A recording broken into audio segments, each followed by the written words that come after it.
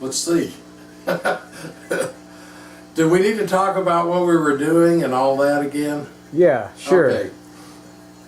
So, my friend Long, who's on camera today, we've been talking for a long time about getting some information out about Michael Stevens guitars, and we're going to be doing some things here in the future.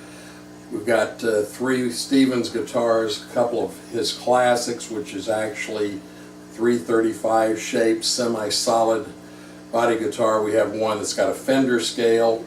It's kind of a bastard, I hate to say, but it's a Fender scale with a Fender style whammy, but it's on a 335 guitar with the volume up close, so it's more accessible. This is my first Stevens. It's a 1990 serial number 3 sister guitar to a prototype that Eric Johnson had, and he went through about 8 Seymour Duncan prototype pickups, and Eric said when he got to the 8th pickup, he told Seymour, "We're really getting close, Seymour. I think we're almost there."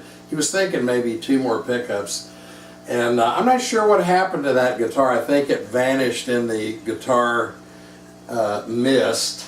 But it's a prototype. It's a honeyburst like this. So Michael actually picked this one out for me. I had years before ordered a 335, and of course when my number came up to build, it was right when Michael decided to go to the Fender custom shop, and the rest is custom shop history. But no vibrato, so this was kind of my beans and taters guitar when I was younger and gigging more.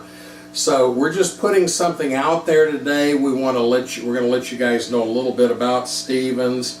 Of course, all the equipment went wrong today, you know, because we rearranged some of the amps and what we're running through. Actually, we're running through Park PA 75, no logo. Those are all in Terry Wright custom head and cabinet. I forgot what speakers. I think those are Celestron.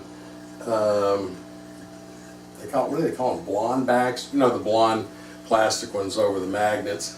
And then my mainstay for amp, which I've had since 1991-ish, AC-15, like a 1960-61 transitional 212 AC-15.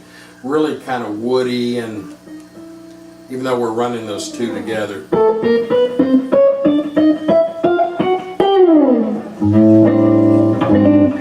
But that's what we're doing, and we want to get some ring and jingle. Down the line, we've got some other things we're going to do, but Long and I have fought so long and hard to get this started, we just decided, hey, let's do something simple. We'll get it out there, and then once we get started, then we're going to do some things. The idea is to let you see what the Stevens guitars sound like, clean, chimey, those types of things. Then we'll get into overdrive, but I've really been upset for years when guys would go on YouTube or around on guitar sites, and they're like, hey, what does this guitar sound like? And you really don't know. I'm hoping you got to hear a little of what the guitar sounds like.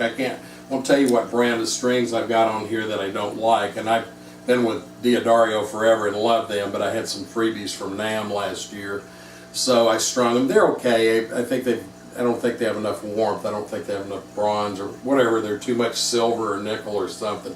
But they're okay. So we just got started. That's what we did for you. We're going to highlight, this is Stevens LJ 1990, as I said. And we're going to do a couple of classics, which is his take on a 335, I should say, shaped guitar. Because those are normally one-piece bodies with whatever cap wood you want over the top. Builds them in different woods. The integrity of those, after I heard my first Stevens 335 at Valley Arts Guitars sometime in the 90s or late 80s. Anyway, a great 335 or 345 after I heard the first Stevens classic guitar made a 335 and 345 sound like you had thrown a blanket over the amp and it just died. Nothing against you, Mr. Gibson. I love Gibsons. I've had a lot of them over the years. Still have a few. But that body being hand-carved, solid piece of wood instead of lots of laminated pieces glued together, you just don't get the connection, and the sound is really muffled and kind of diffused, which is why I think Gibson came out with their little 339s and all that. But the bigger body style gives you more low end. So we're going to throw something like that, one of the two of those on. I think the one with a Fender scale, do just a little chord demo like we did. And that's kind of it. So I'll catch you in a minute when we set up the other guitar.